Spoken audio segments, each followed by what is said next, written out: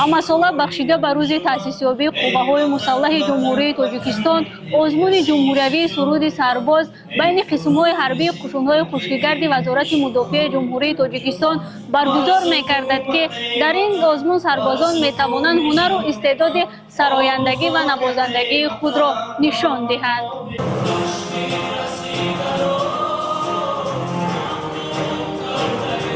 дар толори қасри фарҳанги ноҳияи Абдураҳмони Ҷомӣ байни қисмҳои ҳарбии қушунҳои хушкигарди Вазорати Мудофиаи Ҷумҳурии Тоҷикистон дар гарнизони Хатлон даври вилоятии озмуни ҷумҳуриявии суруди сарбоз доир гардид.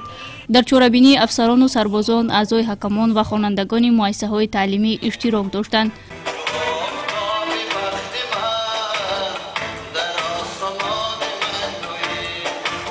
сарбозон аз рӯи номинатсияи саломнома, хори умумӣ, суруди якка, қироати порчаҳои шеърӣ, навозиши якка, тақлидкорӣ ва саҳнача ҳунару маҳорати худро нишон доданд.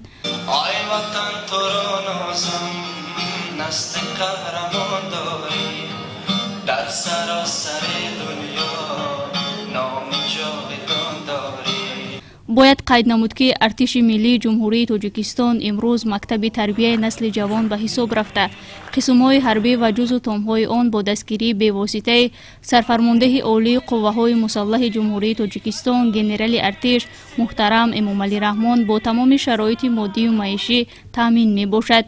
чунин шароити созгор ба сарбозон имкон додааст ки онҳо дар баробари хизмати ҳарбӣ ҳамзамон дар озмуну чорабиниҳои сатҳи вилоят ва ҷумҳурӣ низ ширкат варзида донишу малака ва ҳунару истеъдоди худро сайқал диҳанд.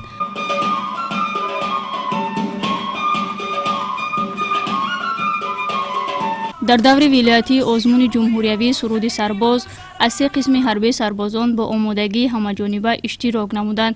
дар фарҷоми чорабинии аъзои ҳакамон баромад намуда ба ҳунару истеъдоди сарбозон баҳои баланд дод. ҳамчунин беҳтаринҳо дар даври ҷумҳуриявӣ роҳхат гирифтанд.